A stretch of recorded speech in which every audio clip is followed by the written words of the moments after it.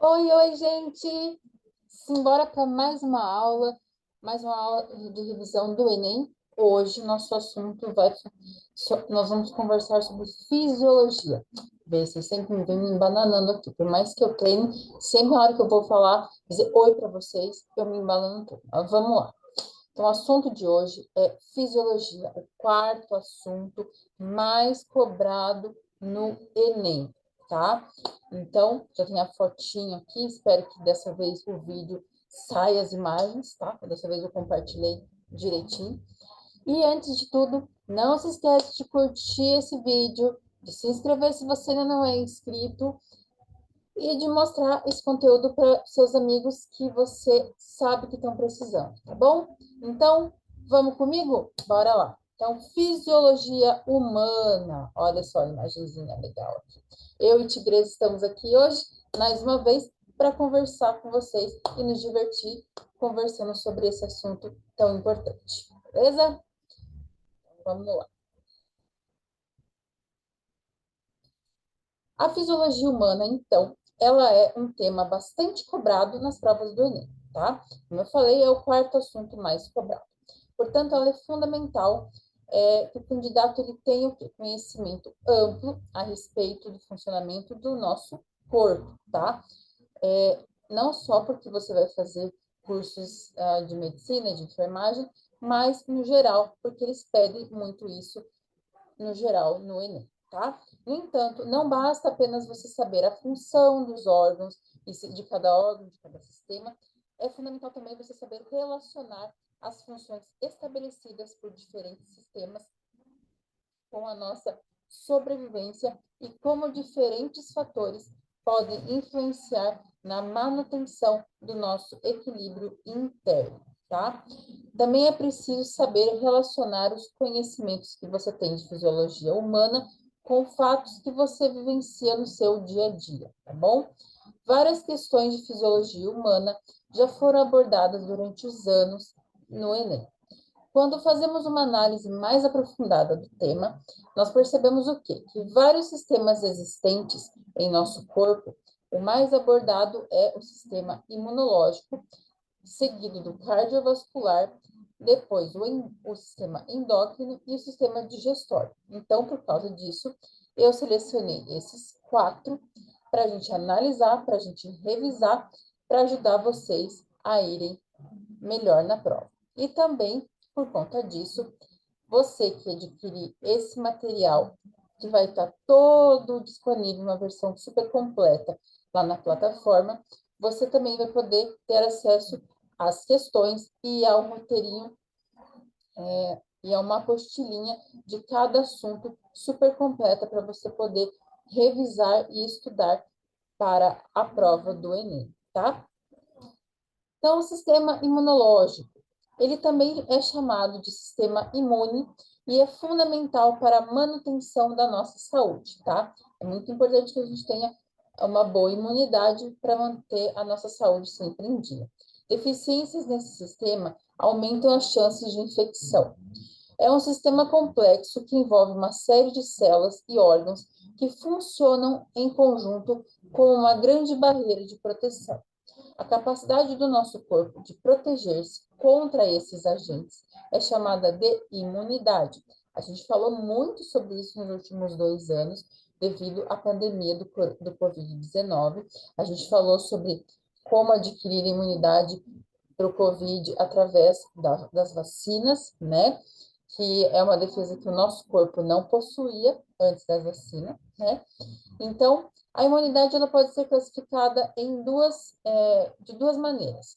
Inata, que apresenta uma resposta mais ampla, e os indivíduos já nascem, nós já nascemos com os mecanismos que promovem a defesa. E a adquirida, que são as respostas mais específicas, e o indivíduo desenvolve durante a sua vida, que são o caso das vacinas, tá? Então, inata e adquirida. Inata, você nasce com ela, adquirida, você adquire conforme você vai tomando as vacinas exigidas ao longo da sua vida. O sistema imune ou imunológico ele também é formado por diferentes células, tecidos, órgãos e moléculas. Nesse sistema, nós temos estruturas individualizadas, como o baço e os linfonodos, e células livres, como os leucócitos, tá? Esse sistema garante o reconhecimento de células e substâncias estranhas e a destruição ou neutralização dos invasores, graças à resposta coordenada de seus componentes.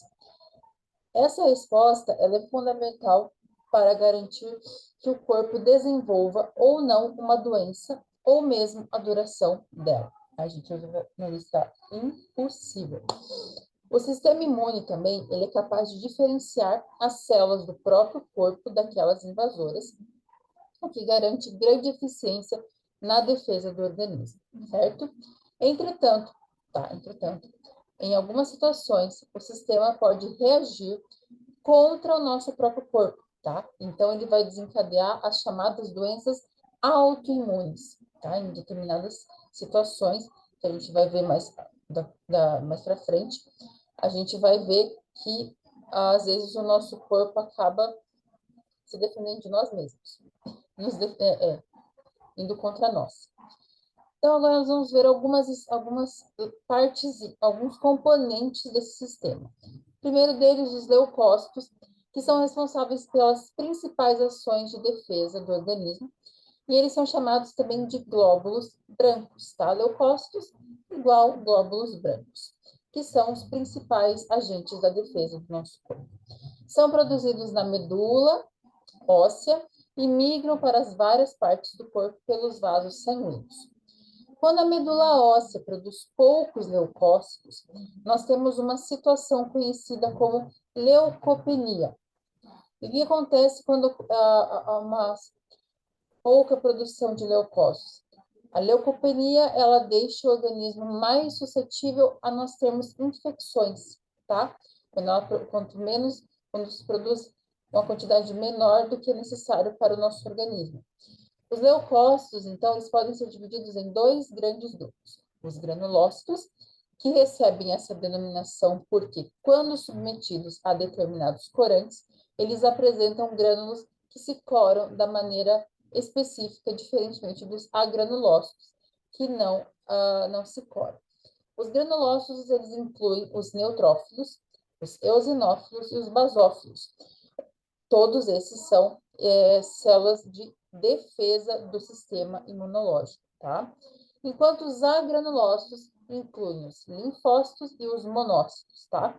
Todos eles são componentes que ajudam na defesa do nosso organismo. Os neutrófilos, eles são um grupo de células responsáveis pela fagocitose. Fagocitose nada mais é do que a célula comendo uma outra célula que iria prejudicar o nosso corpo, tá?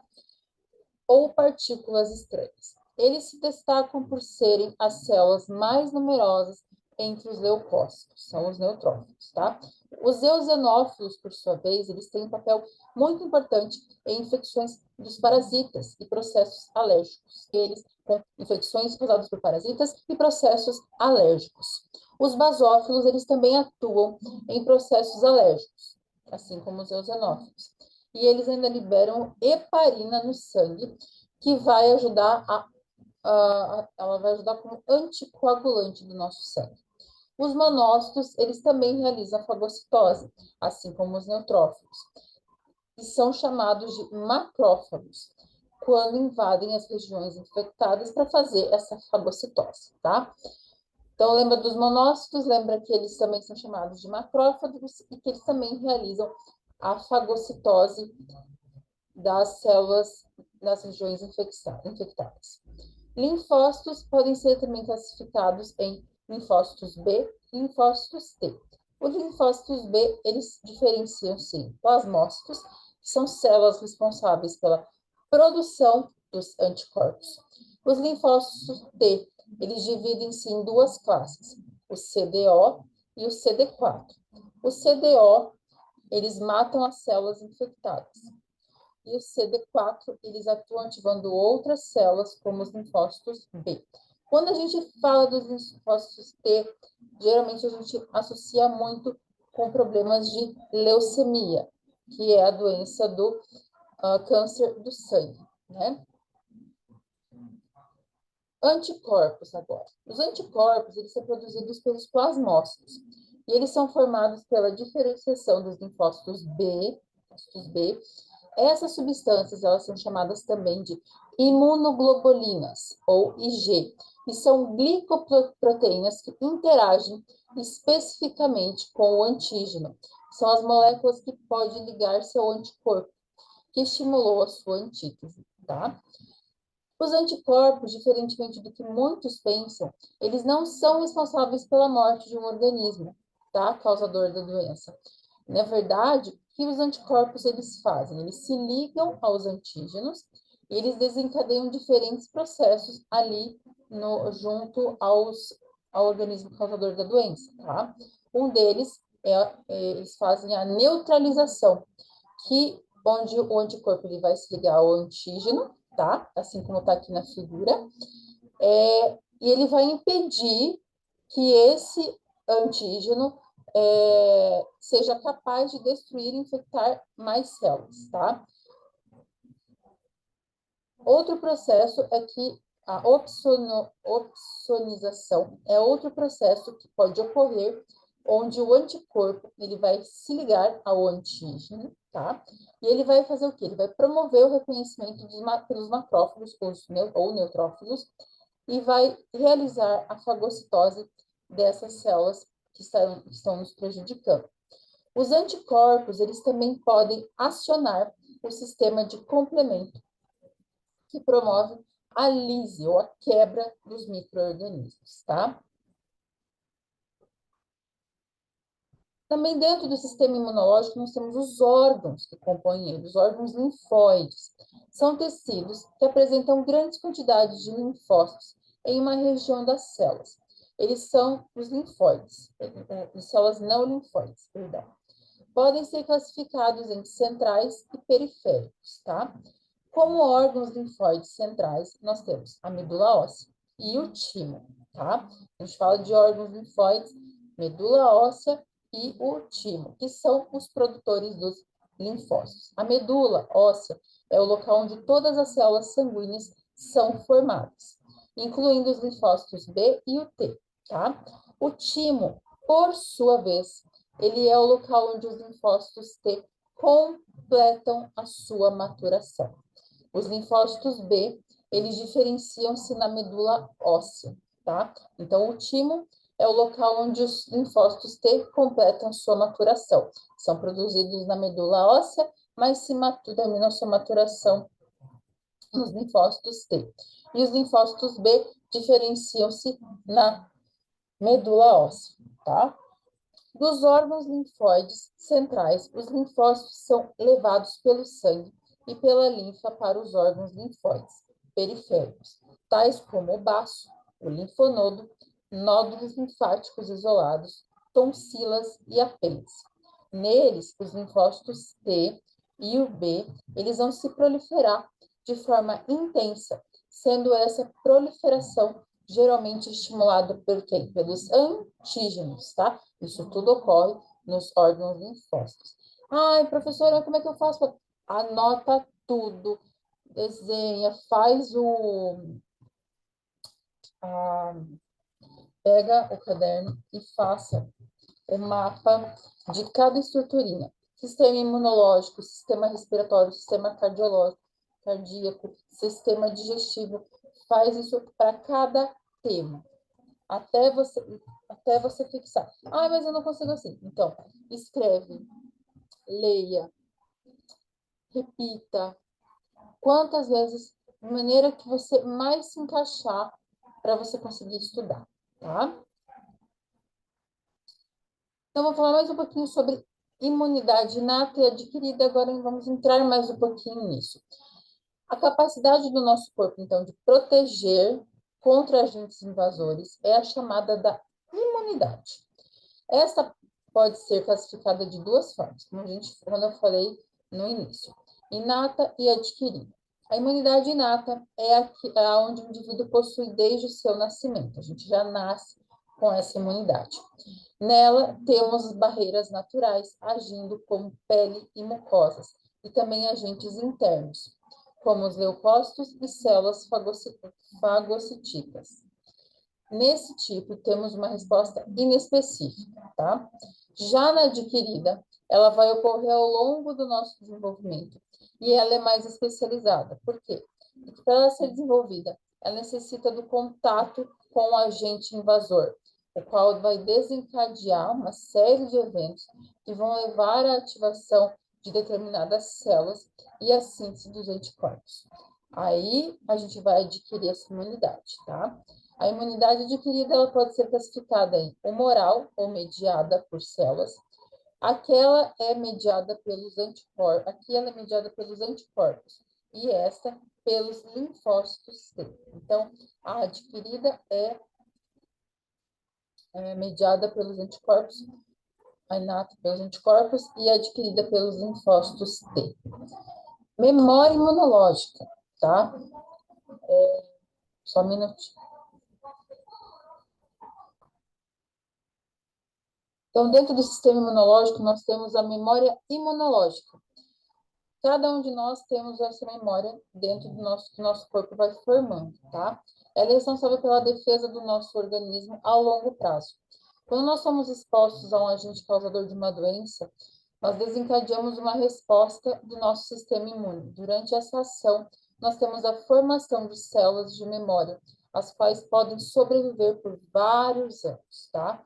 Quando nós somos expostos novamente à mesma ameaça, a resposta do nosso sistema imune é ainda mais rápida e mais forte, devido à ação dessas células de memória. Por isso que nós temos várias doenças que a gente adquire uma vez na vida e devido à vacina e também ao nosso sistema, a memória imunológica, nós não adquirimos mais, tá?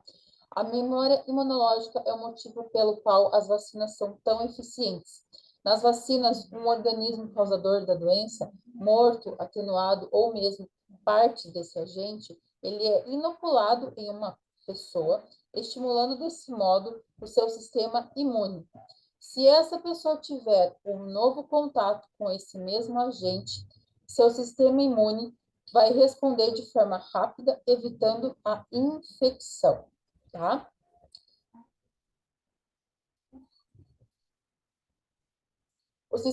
Então, falamos agora, finalizamos o sistema imune, nós vamos falar sobre o sistema cardiovascular.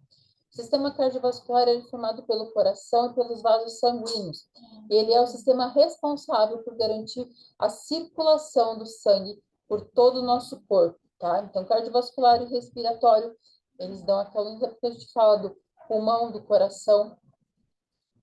Também chamado de sistema circulatório, é o sistema responsável por garantir o transporte do sangue pelo corpo e vai permitir, dessa maneira, que nossas células recebam, por exemplo, nutrientes e oxigênio.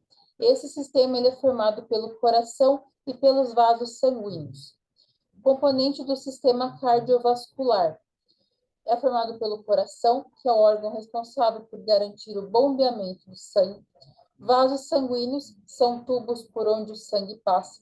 Os três principais tipos de vasos sanguíneos são as artérias, as veias e os capilares. Então, nós temos o coração, tá? Que bombeia o sangue. Os vasos sanguíneos são os tubos por onde o sangue passa.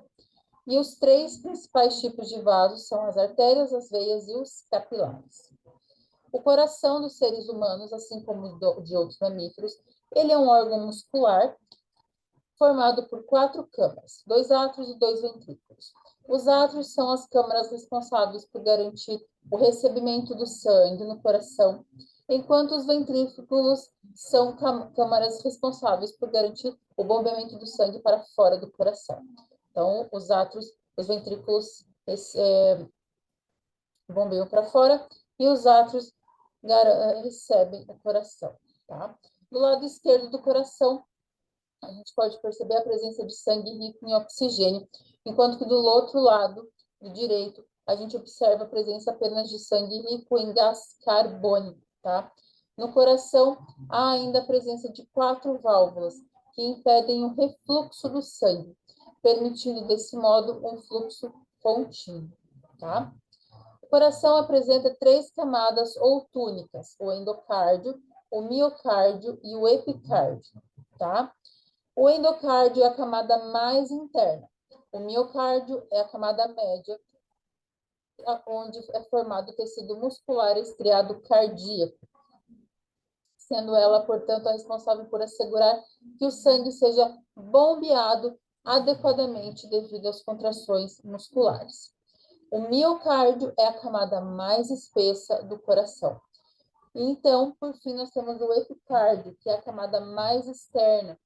É no epicárdio que se acumula a camada de tecido adiposo, camada de gordura, que geralmente envolve o órgão, e é por causa disso que eles acumulam muita gordura e é responsável por tantos, pela famosa gordura em volta do coração, também causa muitas doenças de cunho cardíaco.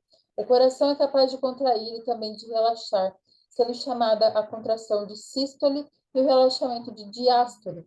Quando ele contrai, ele bombeia sangue e quando relaxa, enche-se de sangue. Nos seres humanos, os batimentos cardíacos, eles originam-se do próprio coração. A região que origina o batimento cardíaco é chamada de nó sinoatrial, e ele é caracterizado por ser um aglomerado de células que produzem impulsos elétricos, tá? Toda a estruturinha do nosso coração, tá? Dentro do sistema cardiovascular, nós temos os vasos sanguíneos. Os vasos sanguíneos, eles são um grande sistema de tubos fechados por onde o sangue circula.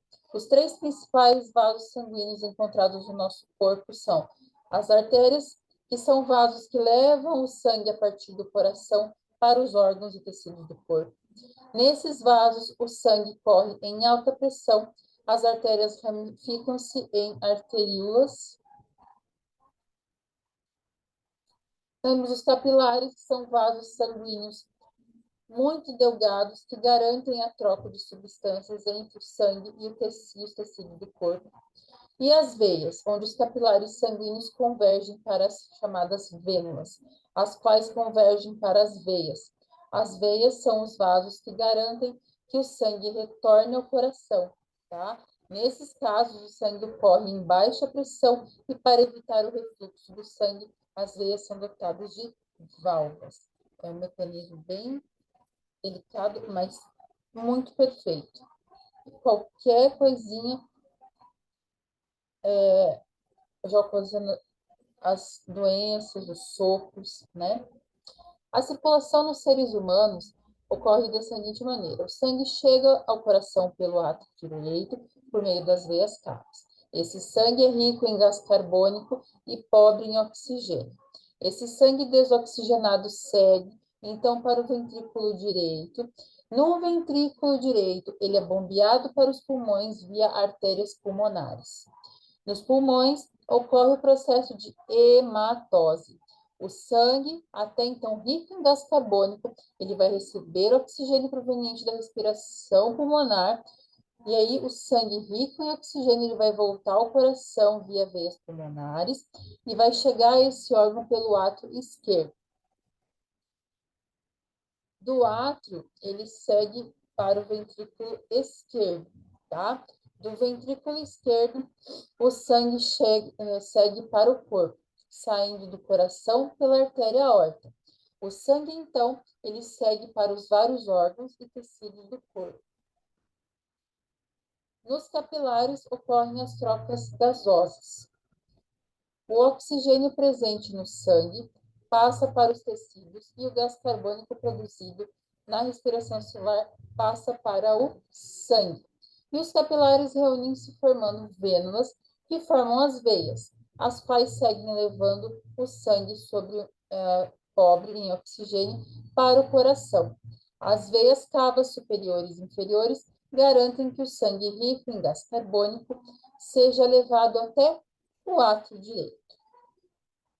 A circulação sistêmica e pulmonar. Essa circulação nos seres humanos é denominada circulação dupla, uma vez que se observa a presença de dois circuitos, tá? A circulação sistêmica, ou grande circulação, e a circulação pulmonar, ou pequena circulação.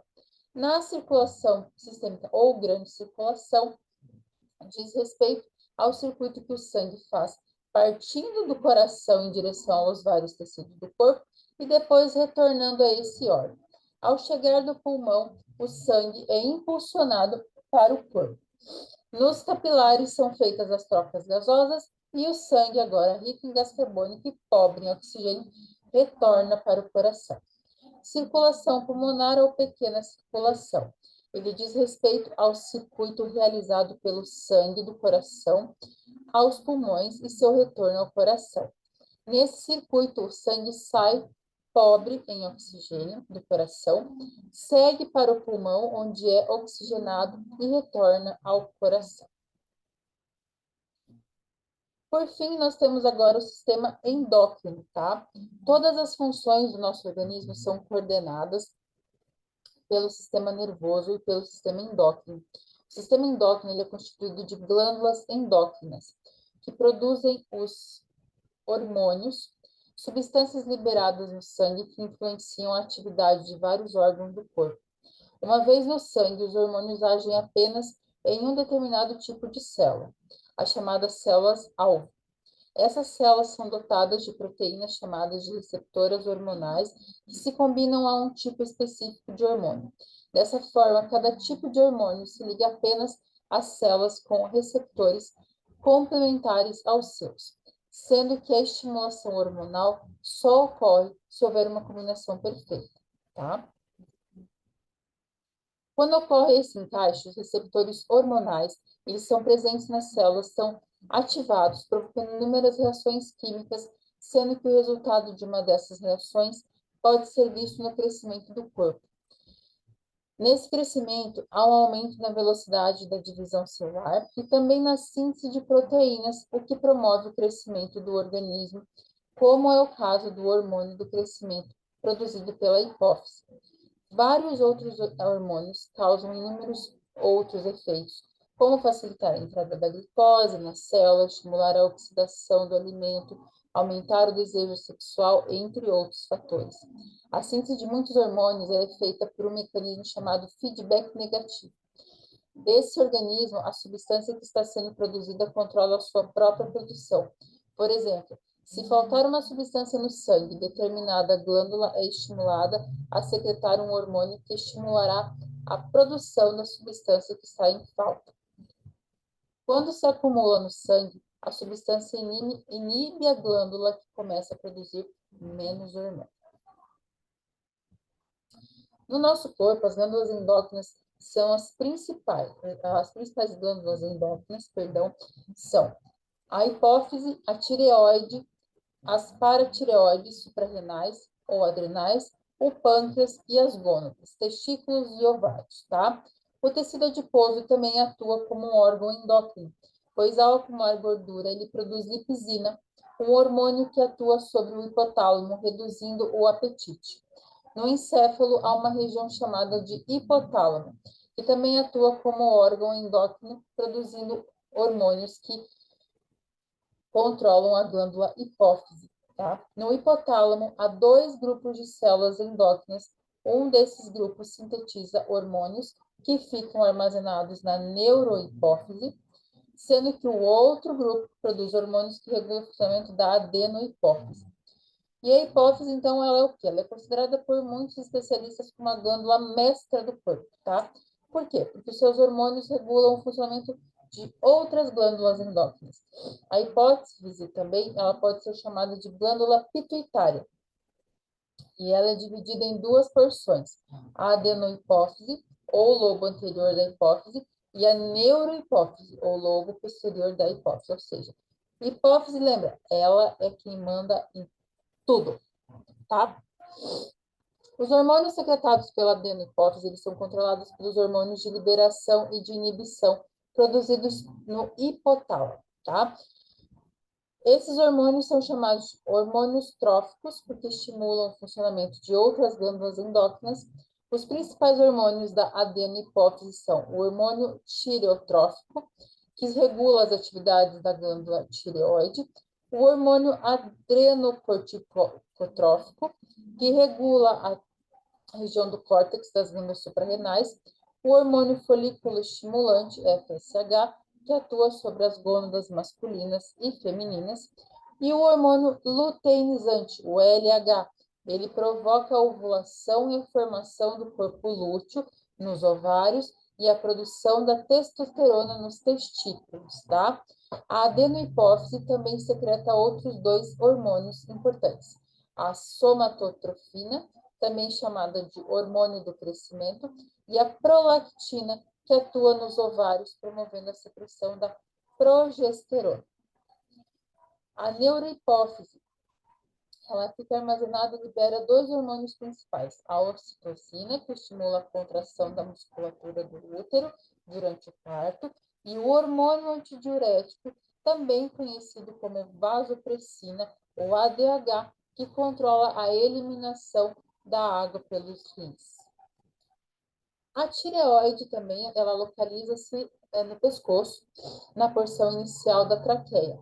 E ela é responsável pela produção de tiroxina e triiodotironina, hormônios que possuem de 3 a 4 átomos de iodo em suas moléculas. Os hormônios produzidos nessas glândulas ajudam a manter normais a pressão sanguínea, o ritmo cardíaco, o tônus muscular e as funções sexuais. Deficiência na tireoide pode causar retardamento do crescimento dos ossos, debilidade mental, doença muito conhecida como cretinismo. Algumas alterações na tireoide podem provocar hipertireoidismo. A tireoide, por que tudo isso? Porque a tireoide ela produz hormônios em excesso, tá? Aí ocorre o hipertireoidismo. E o hipotireoidismo, a tireoide produz uma quantidade insuficiente de hormônios. A calcitonina, ela é um outro hormônio produzido em pequenas quantidades também pela tireoide, e ela vai atuar na manutenção da concentração normal de cálcio no sangue. Paratireoides são localizadas atrás da tireoide e são encontradas em um número de 4 e são responsáveis pela produção do paratormônio que controla a taxa de cálcio no sangue. Para fechar o sistema endócrino, o pâncreas, ele é considerado uma glândula mista por ter funções endócrinas e exócrinas. Eles lançam suas secreções para fora do corpo ou nas cavidades dos órgãos ocos, e na região endócrina do pâncreas encontramos as ilhotas de Langerhans, constituídas por dois tipos de células, as beta, que produzem a insulina, e as alfa, que produzem o glucagon. Suprarrenais, também chamadas de adrenais, localizam-se sobre os rins e possuem duas regiões, o córtex e a medula. No córtex adrenal são produzidos os corticosteroides, mineralocorticoides e glicocorticoides, a partir do colesterol, sendo que o principal mineralocorticoide é a aldosterona, e vai aumentar a retenção do sódio pelos rins, provocando a retenção da água do corpo e o consequente aumento da pressão sanguínea, tá? Então, o glicocorticoide, ele é mais importante é o cortisol, que também é conhecido como hidrocortisona. Ele vai diminuir a permeabilidade dos capilares sanguíneos. E na medula adrenal são produzidos hormônios da adrenalina e noradrenalina. Em condições normais, esses hormônios são produzidos em pequenas quantidades que vão contribuir para a regulação da pressão sanguínea. E, por fim, nós temos as gônadas. Essas gônadas, elas são as glândulas reprodutivas, os testículos no sexo masculino e os ovários no sexo feminino. E são responsáveis pela produção dos gametas, espermatozoide e óvulo, e hormônios que influenciam no crescimento e no desenvolvimento do corpo.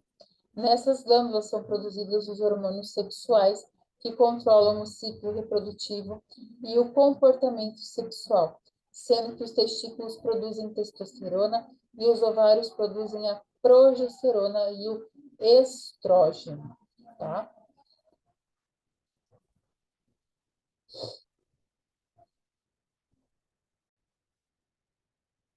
Aqui que eu fui tomar uma água, gente, mas vamos agora para o sistema digestório, tá?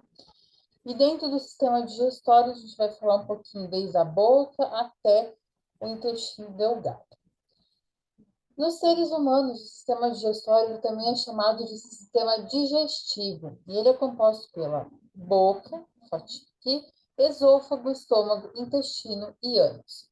Algumas glândulas, como o pâncreas, o fígado e glândulas salivares, também auxiliam na digestão dos alimentos. Na boca, nós encontramos a língua e os dentes, tá? Que vão ajudar no preparo dos alimentos para a digestão, fazendo a digestão mecânica. Então, a gente pode dizer que a digestão começa na boca, pois os dentes são os responsáveis pelo quê? Eles vão cortar e triturar o alimento. Aí a língua vai participar, aí também é a partir daí que vai começar a ação das enzimas digestivas, tornando a digestão mais rápida. A língua, então, ela vai participar da digestão, afinal é nela que encontramos os botões gustativos capazes de detectar o sabor. Além de identificar os sabores, que ela também tem a função de quê? Manipular o alimento e misturá-lo à saliva produzida pelas glândulas salivares. A saliva, então, ela tem a função de umedecer a mucosa e proteger a boca das bactérias, lubrifica os alimentos para facilitar a sua mastigação, gustação e deglutição.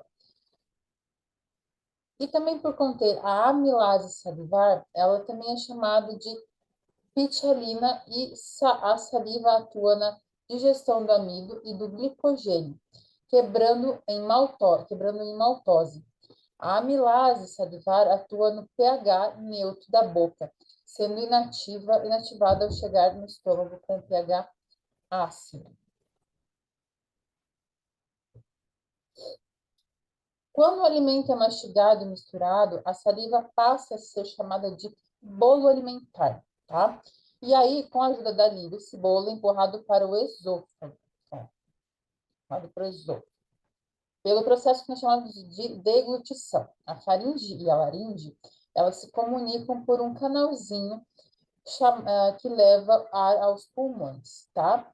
Quando o bolo alimentar passa por aquele local, entra em ação uma membrana que fecha a laringe, impedindo assim que algum alimento caia nas vias respiratórias, né? E essa membrana que fecha a laringe, ela chega à epiglote, tá? E por vezes a epiglote pode falhar na passagem de algum alimento, deixando cair pequenas quantidades de alimento na laringe, o que provoca o engasgo e a tosse. Né? Às vezes a gente fala, engasguei, porque foi, em vez de ir pelo esôfago, foi para a laringe. Depois de deglutido, então, o alimento vai para o estômago, tá? Através dos movimentos peristálticos ou do peristaltismo. Quando já no estômago, o bolo alimentar ele vai sofrer a ação do suco gástrico. Essa é uma solução rica em ácido clorídrico e enzimas digestivas. Atenção, sempre lendo esse processo das enzimas digestivas. O pH aqui, devido ao ácido clorídrico, vai ser um pH extremamente ácido. Por quê? Porque ele vai ajudar ele vai atuar na desnaturação dessas proteínas, vai facilitar a sua digestão. Facilita, então, a absorção do cálcio e do ferro pelo organismo e vai destruir milhares de bactérias. A pepsina é a principal enzima aqui que ocorre no suco gástrico. Essa enzima ela é secretada por células na forma de pepsinogênio quando sofre a ação do ácido clorídrico, tá? Transformando-se em pepsina e começa a atuar, digerindo proteínas e quebrando as ligações peptídicas entre alguns aminoácidos. Volta depois aqui, anota cada uma dessas enzimas que eu estou falando, que é uma das coisas que eles mais pedem dentro do Enem, é a questão do processo das enzimas, do pH, que eles cobram bastante em vestibular e no Enem, tá? Mas aí não é só a pepsina que está presente no suco gástrico. Nós temos também a lipase, que é outra enzima e que vai fazer a quebra dos lipídios, das gorduras, tá? E a renina, que atua na coagulação da caseína. É a proteína do leite. E aí tem muita gente que tem deficiência dessa proteína, tá? Dessa enzima, perdão. Também estão presentes no ácido clorídrico A renina, ela é produzida em grande quantidade no estômago de bebês e crianças, sendo pouco produzida pelo estômago de adultos. Parte da água e dos sais, alguns medicamentos e o álcool também são absorvidos no estômago, tá? Depois de permanecer no estômago de 2 a 4 horas, o alimento se torna o quê? Uma massa semilíquida e acidificada que passa a ser chamada de quimo. Esse quimo, depois de sair do estômago, ele é levado para o intestino delgado, que se compõe de 3 partes: duodeno, jejunum e íleon. No duodeno, há milhares de glândulas que promovem o suco intestinal, também chamado de suco entérico, que contém enzimas, e é também no duodeno que são lançadas as secreções produzidas pelo pâncreas, suco pancreático e as secreções produzidas pelo fígado, a bile, tá? O suco pancreático, ele contém diversas enzimas, como a tripsina e a quimiotripsina. Elas quebram as proteínas e vão transformar elas em moléculas menores. A lipase pancreática, ela vai ser a quebra, ela vai fazer a quebra das gorduras e vai transformar em ácido graxo e glicerol. E a amilase pancreática, ela vai fazer a quebra, o amido e o glicogênio, transformando-os em maltose. Também no suco pancreático, há enzimas que quebram o DNA e o RNA, que são chamadas, respectivamente, de ribonucleases e ribonucleases, tá? A bile, isso tudo é produzido pela amilase pancreática, através da quebra do amido e do glicogênio. A bile contém sais biliares que vão transformar as gorduras em gotículas que se misturam com a água e vão facilitar o quê? A ação da lipase pancreática.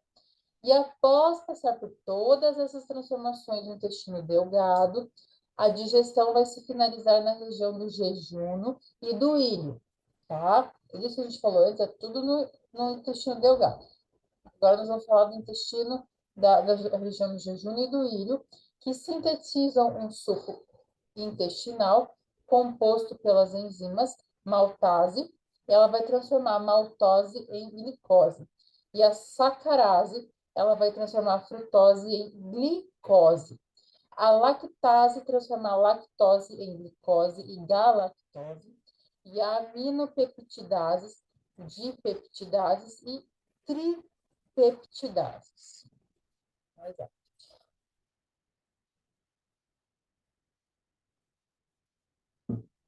Por fim, depois de passar por todo esse processo, o quimo vai se tornar um líquido esbranquiçado e vai passar a ser chamado de quilo, porque é no intestino delgado, então, que vai ocorrer a absorção da maioria dos nutrientes, que passa para a corrente sanguínea e vasos linfáticos. Os restos de alimento que o nosso organismo não aproveita, eles vão demorar até 9 horas para chegar ao intestino grosso. 9 horas. Onde podem permanecer cerca de 1 a 3 dias, os restos. O intestino grosso, ele é constituído de seco, onde está o apêndice, né? O apêndice está aqui. O cólon e reto. É no cólon que há absorção de água e sais minerais, que porventura não foram absorvidos no intestino delgado, tá?